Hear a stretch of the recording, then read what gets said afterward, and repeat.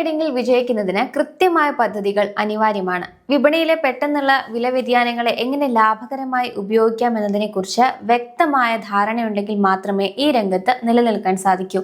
Intraday ട്രേഡിംഗിൽ നമുക്ക് പ്രയോഗിക്കാവുന്ന പ്രധാനപ്പെട്ട 12 സ്ട്രാറ്റജികളെ കുറിച്ചാണ് ഇന്ന് നമ്മൾ വിശദമായി മനസ്സിലാക്കുന്നത്. ഓരോ ട്രേഡറും തങ്ങളുടെ റിസ്ക് എടുക്കാനുള്ള ശേഷിയും വിപണിയുടെ സാഹചര്യവും കണക്കിലെടുത്ത് വേണം ഇതിൽ നിന്നും അനുയോജ്യമായ രീതി തിരഞ്ഞെടുക്കാൻ. ആദ്യത്തെ സ്ട്രാറ്റജി മൊമെന്റം ട്രേഡിംഗ് ആണ്. ഇൻട്രാഡേ ട്രേഡിംഗിൽ വ്യാപകമായി ഉപയോഗിക്കപ്പെടുന്ന ഒരു രീതിയാണ് മൊമെന്റം ട്രേഡിംഗ്. വിപണി ഒരു പ്രത്യേക ദിശയിലേക്ക് ശക്തമായ ട്രെൻഡ് കാണിക്കുമ്പോഴാണ് ഈ സ്ട്രാറ്റജി ഏറ്റവും ഫലപ്രദമാകുന്നത്. അതായത് വിപണിയുടെ പോക്കിന് അനുസൃതമായ തീരുമാനങ്ങൾ എടുക്കുക എന്നതാണ് ഇതിന്റെ കാതൽ. ഉദാഹരണത്തിന്, ഒരു ഓഹരിയുടെ വില മുകളിലേക്ക് പോകുന്ന സാഹചര്യമാണെങ്കിൽ അത് വാങ്ങി ഉയർന്ന വിലയിൽ വിൽക്കാവുന്നതാണ്. മറിച്ച് വില താഴോട്ടാണ് പോകുന്നതെങ്കിൽ ഷോർട്ട് സെല്ലിംഗ് രീതി ഉപയോഗിക്കാം. വിപണിയിലെ ഈ താൽക്കാലിക വേഗതയെ ശരിയായ രീതിയിൽ വിശകലനം ചെയ്താൽ ഒരു ട്രേഡിംഗ് സെഷനിൽ മികച്ച നേട്ടങ്ങൾ കൈവരിക്കാൻ സാധിക്കും. റിവേഴ്സൽ ട്രേഡിംഗ് സ്ട്രാറ്റജിയാണ് അടുത്തത്. നിലവിലുള്ള ഒരു മാർക്കറ്റ് ട്രെൻഡ് മാറി പുതിയൊരു ദിശയിലേക്ക് വില മാറാൻ സാധ്യതയുണ്ടെന്ന് കാണുമ്പോൾ ഉപയോഗിക്കുന്ന ഫലപ്രദമായ രീതിയാണിത്. കാൻഡിൽ സ്റ്റിക്സ് ചാർട്ടുകളും മറ്റ് ടെക്നിക്കൽ ഇൻഡിക്കേറ്റേഴ്സും ഉപയോഗിച്ച് ട്രെൻഡ് മാറാൻ പോകുന്നു എന്ന് ഉറപ്പാക്കിയ ശേഷമാണ് ഇതിൽ ട്രേഡുകൾ എടുക്കുന്നത്. നിലവിലെ ട്രെൻഡിന് വിപരീതമായി നീങ്ങുന്നതിനാൽ ഇത് ഉയർന്ന റിസ്ക് ഉള്ള ഒരു രീതിയാണ്. അതിനാൽ ട്രെൻഡ് മാറിയില്ലെങ്കിൽ സംഭവിക്കാവുന്ന വലിയ സാമ്പത്തിക നഷ്ടം ഒഴിവാക്കാൻ സ്റ്റോപ്പ് ലോസ് നിർബന്ധമായും ഉപയോഗിക്കേണ്ടതുണ്ട്. ബ്രേക്ക്ഔട്ട് ട്രേഡിംഗ് സ്ട്രാറ്റജിയാണ് മൂന്നാമത്തേത്. വിപണി ഒരു പ്രത്യേക വില പരിധിക്കുള്ളിൽ മാത്രം, അതായത് റേഞ്ച് ബൗണ്ട് ആയിട്ട് ചലിക്കുന്ന സാഹചര്യത്തിലാണ് ഈ സ്ട്രാറ്റജി പ്രസക്തമാകുന്നത്. ഇത്തരം സന്ദർഭങ്ങളിൽ ഓഹരി വിലയ്ക്ക് കൃത്യമായ സപ്പോർട്ട്, റെസിസ്റ്റൻസ് ലെവലുകൾ ഉണ്ടായിരിക്കും. എന്നാൽ ഈ പരിധി ഭേദിച്ച് വില പുറത്തേക്ക് വരുമ്പോൾ അതിവേഗത്തിലുള്ള ചലനങ്ങൾ ഉണ്ടാകുന്നു. റെസിസ്റ്റൻസ് ലെവലിന് മുകളിലേക്ക് വില പോകുമ്പോൾ ഒരു ലോങ് പൊസിഷൻ എടുക്കാവുന്നതാണ്. വില സപ്പോർട്ട് ലെവലിന് താഴേക്ക് പോവുകയാണെങ്കിൽ ഷോർട്ട് സെല്ലിങ്ങിന് അത് അനുയോജ്യമായ സമയമാണ്. സ്കാൽപ്പിംഗ് ട്രേഡിംഗ് സ്ട്രാറ്റജിയാണ് മറ്റൊരു രീതി. അസ്ഥിരമായ വിപണിയിൽ, അതായത് വോളറ്റൈൽ മാർക്കറ്റിൽ വളരെ ഫലപ്രദമായി ഉപയോഗിക്കാവുന്ന ഒരു രീതിയാണിത്. വലിയ ലാഭത്തിനായി കാത്തു നിൽക്കാതെ ഓഹരി വിലയിൽ ഉണ്ടാകുന്ന വളരെ ചെറിയ വ്യതിയാനങ്ങളിൽ നിന്ന് ചെറിയ ലാഭങ്ങൾ തുടർച്ചയായി നേടുക എന്നതാണ് ഇതിന്റെ ഒരു പ്രത്യേകത.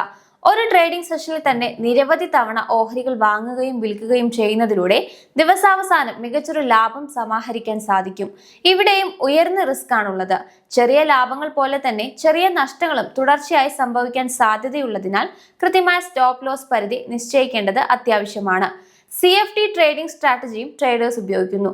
യഥാർത്ഥത്തിൽ ഓഹരികൾ സ്വന്തമാക്കാതെ തന്നെ അവയുടെ വിലയിലുണ്ടാകുന്ന വ്യത്യാസങ്ങളിൽ നിന്ന് ലാഭം നേടാൻ സഹായിക്കുന്ന രീതിയാണിത്. കുറഞ്ഞ മൂലധനം ഉപയോഗിച്ച് വലിയ പൊസിഷനുകൾ കൈകാര്യം ചെയ്യാൻ സഹായിക്കുന്ന ലിവറേജ് സൗകര്യം ഇതിന്റെ പ്രത്യേകതയാണ്. വിവിധ വിപണികളിൽ ട്രേഡ് ചെയ്യാനും ഷോർട്ട് സെല്ലിംഗ് നടത്താനും ഈ സ്ട്രാറ്റജി അനുയോജ്യമാണ്. എന്നാൽ ലിവറേജ് ഉപയോഗിക്കുന്നത് കൊണ്ട് തന്നെ ഇതിൽ റിസ്ക് കൂടുതലാണ്. അതിനാൽ നഷ്ടം കുറയ്ക്കുന്നതിനായി സ്റ്റോപ്പ് ലോസ് ഓർഡറുകളും മാർജിൻ മോണിറ്ററിംഗും കർശനമായി പാലിക്കേണ്ടതുണ്ട്. ആറാമത്തെ സ്ട്രാറ്റജി ഗ്യാപ്പ് ആൻഡ് ഗോ സ്ട്രാറ്റജിയാണ്. വിപണി ആരംഭിക്കുമ്പോൾ തന്നെ ഉണ്ടാകുന്ന വിലയിലെ വലിയ മാറ്റങ്ങളെ പ്രയോജനപ്പെടുത്തുന്ന രീതിയാണിത്. വാർത്തകളോ കമ്പനികളുടെ സാമ്പത്തിക ഫലങ്ങളോ ആണ് ഇത്തരം മാറ്റങ്ങൾക്ക് കാരണമാകുന്നത്. ഉയർന്ന വോളിയമുള്ള ഗ്യാപ്പുകൾ തിരിച്ചറിഞ്ഞ് വേഗതയേറിയ തീരുമാനങ്ങളിലൂടെ ലാഭം നേടാൻ ഈ സ്ട്രാറ്റജി സഹായിക്കും. ബുൾ ഫ്ലാഗ് സ്ട്രാറ്റജിയാണ് അടുത്തത്. കുതിച്ചുയരുന്ന ഒരു വിപണിയിൽ ഇടയ്ക്കുണ്ടാകുന്ന ചെറിയൊരു വിശ്രമ വേളയാണ് ഫ്ലാഗ് എന്ന് പറയുന്നത്. വില വീണ്ടും ഉയരാൻ പോകുന്നു എന്നതിന്റെ സൂചനയാണിത്. കൃത്യമായ വോളിയം പരിശോധിച്ച ശേഷം ബ്രേക്ക്ഔട്ട് സംഭവിക്കുമ്പോൾ ട്രേഡിൽ പ്രവേശിക്കുന്ന രീതിയാണിത്.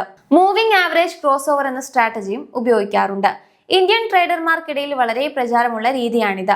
ഒരു നിശ്ചിത കാലയളവിലെ ശരാശരി വിലയുമായി നിലവിലെ വിലയെ താരതമ്യം ചെയ്താണ് ഇവിടെ തീരുമാനമെടുക്കുന്നത്. വില മൂവിംഗ് ആവറേജിന് മുകളിലേക്ക് പോകുമ്പോൾ ലോങ് പൊസിഷനും താഴേക്ക് വരുമ്പോൾ ഷോർട്ട് പൊസിഷനും പരിഗണിക്കുന്ന രീതിയാണിത്. പിവറ്റ് പോയിന്റ് സ്ട്രാറ്റജിയാണ് അടുത്തത്. വിപണിയിലെ നിർണായകമായ സപ്പോർട്ട്, റെസിസ്റ്റൻസ് ലെവലുകൾ തിരിച്ചറിയാൻ ഇത് സഹായിക്കുന്നു. വിപണിയുടെ ഗതി മാറാൻ സാധ്യതയുള്ള പോയിന്റുകളെ മുൻകൂട്ടി കാണാൻ സാധിക്കുമെന്നതാണ് ഇതിന്റെ പ്രത്യേകത. പത്താമത്തെ സ്ട്രാറ്റജി പുൾ ബാക്ക് സ്ട്രാറ്റജിയാണ്. ഒരു ട്രെൻഡിനിടയിൽ താൽക്കാലികമായി വിലയിൽ ഉണ്ടാകുന്ന ചെറിയ തിരുത്തലുകളെയാണ് ഇവിടെ ലക്ഷ്യം വെക്കുന്നത്. വില കുറഞ്ഞ സമയത്ത് വാങ്ങാനും വില കൂടുമ്പോൾ വിൽക്കാനും ഈ സ്ട്രാറ്റജി സഹായിക്കും. ഇതൊരു ട്രെൻഡ് റിവേഴ്സൽ അല്ല എന്ന് ഉറപ്പാക്കേണ്ടത് പ്രധാനമാണ്. ന്യൂസ് ബേസ്ഡ് ട്രേഡിംഗ് സ്ട്രാറ്റജി വളരെ പ്രചാരമുള്ളതാണ്. കമ്പനികളെ കുറിച്ചോ ആഗോള വിപണിയെ കുറിച്ചോ ഉള്ള സുപ്രധാന വാർത്തകളോട് വിപണി എങ്ങനെ പ്രതികരിക്കുന്നു എന്ന് നോക്കിയാണ് ഇവിടെ ട്രേഡ് ചെയ്യുന്നത്. റിയൽ ടൈം വാർത്തകൾ നിരീക്ഷിക്കുന്നത് വഴി മികച്ച അവസരങ്ങൾ കണ്ടെത്താൻ സാധിക്കുന്നുണ്ട്. അവസാനമായി പെയർ ട്രേഡിംഗ് സ്ട്രാറ്റജിയാണ്. ഒരേപോലെ ചലിക്കുന്ന രണ്ട് ഓഹരികളെ ഒരേ സമയം നിരീക്ഷിച്ച് ട്രേഡ് ചെയ്യുന്ന രീതിയാണിത്. അവ തമ്മിലുള്ള ചലനത്തിൽ എന്തെങ്കിലും വ്യത്യാസം വരുമ്പോൾ ശക്തമായി ഓഹരി വിൽക്കുകയും ദുർബലമായത് വാങ്ങുകയും ചെയ്തുകൊണ്ട് വിലകൾ വീണ്ടും സന്തുലിതമാകുമ്പോൾ ലാഭം നേടുന്ന രീതിയാണിത്. ഇൻട്രാഡേ ട്രേഡിംഗിലെ വിവിധ സ്ട്രാറ്റജികൾ മനസ്സിലാക്കുന്നത് പോലെ തന്നെ പ്രധാനമാണ് അവ പ്രയോഗിക്കുമ്പോൾ പാലിക്കേണ്ട അച്ചടക്കവും മുൻകരുതലുകളും. തുടക്കക്കാർക്കും പരിചയസമ്പന്നരായ ട്രേഡർമാർക്കും ഒരുപോലെ ഉപകരിക്കുന്ന ചില അടിസ്ഥാന നിയമങ്ങൾ പാലിക്കുന്നത് വിപണിയിലെ റിസ്ക് കുറയ്ക്കാൻ സഹായിക്കും. ലിക്വിഡിറ്റി കൂടുതലുള്ള ഓഹരികൾ മാത്രം തിരഞ്ഞെടുക്കുക എന്നതാണ് ഇതിൽ ഏറ്റവും പ്രധാനം.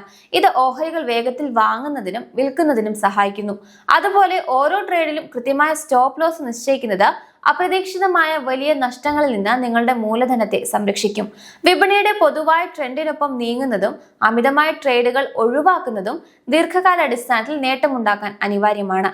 വിപണിയിലെ വാർത്തകൾ കൃത്യമായി നിരീക്ഷിക്കുകയും സുതാര്യമായ പ്രവർത്തന ശൈലിയുള്ള കമ്പനികളെ മാത്രം വ്യാപാരത്തിനായി തിരഞ്ഞെടുക്കുകയും ചെയ്യുന്നത് ആത്മവിശ്വാസം വർദ്ധിപ്പിക്കും. വൈകാരികമായ തീരുമാനങ്ങൾ ഒഴിവാക്കി സാങ്കേതിക വിശകലനങ്ങളുടെയും വ്യക്തമായ പ്ലാനിങ്ങിന്റെയും അടിസ്ഥാനത്തിൽ മുന്നോട്ടു പോയാൽ ഇൻട്രാഡേ ട്രേഡിംഗിൽ സ്ഥിരതയുള്ള വരുമാനം കണ്ടെത്താൻ സാധിക്കും. ചുരുക്കത്തിൽ കൃത്യമായ അച്ചടക്കവും വിപണിയെക്കുറിച്ചുള്ള നിരന്തരമായ പഠനവുമാണ് ഒരു ട്രേഡറെ വിജയത്തിലേക്ക് നയിക്കുന്നത്.